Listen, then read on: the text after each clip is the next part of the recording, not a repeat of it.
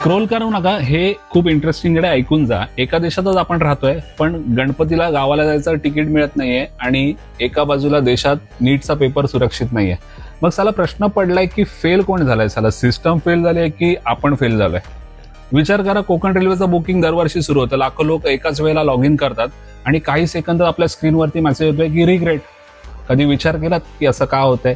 दुसरं चित्र असं आहे की लाखो विद्यार्थ्यांनी 2-2 वर्ष अभ्यास केला आणि ते बिचारे नीटच्या परीक्षेला गेले आणि त्याच्यानंतर त्यांना कळलं की यार पेपरच लीक झालाय, स्वप्न तुटली, विषय संपला. मित्रांनो, दोन्ही गोष्टी जरी वेगळ्या असला तरी प्रश्न एकच विचारतायत की हे सिस्टम खरंच सामान्य माणसाच्या वेगाने चालते की काही जण नेहमीच त्याच्यापेक्षा एक पाऊल पुढे आहे. जेव्हा नियम पाळणारा माणूस मागे पडतोय ना, तेव्हा नियम तोडणाऱ्याला संधी मिळते, हे लक्षात ठेवा. तेव्हा फक्त एक तिकीट नाही मिळत आहे किंवा तेव्हा एक परीक्षा खराब होत नाहीये, तर त्या देशाचा विश्वास हरवायला सुरुवात होते. आणि लक्षात ठेवा, सिस्टम एका दिवसात कोसळत नाही, ते प्रत्येक वेळी कोसळत चाललंय. जेव्हा प्रामाणिक माणूस म्हणतो ना की सोड ना यार, सिस्टम असंच आहे, राजकारणी लोक अशीच आहेत. आता प्रश्न तुमच्या आणि माझ्यासाठी आहे की आपण सिस्टमवरती किती विश्वास ठेवतोय, की आपण फक्त नशिबावर विश्वास ठेवतोय.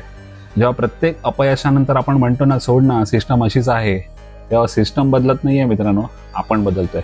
कारण की आपण अन्याय सहन करायला शिकलोय, आपण प्रश्न विचारणं बंद केलंय, आपण हक्क मागणं बंद केलेलं आहे. आणि ज्या दिवशी नागरिक प्रश्न विचारणं सोडतो ना, त्या दिवशी सरकार आपली मारायला सुरुवात करतं. आणि देशात सर्वात मोठा धोका हा भ्रष्टाचार नाहीये, लक्षात ठेवा. सर्वात मोठा धोका आहे की नागरिकांनी अपेक्षा ठेवणं बंद केलं आणि नागरिक शंड झालाय. आज प्रश्न सरकार कोणाचा आहे हा नाहीये, की सिस्टम कोणासाठी काम करतंय हा आहे.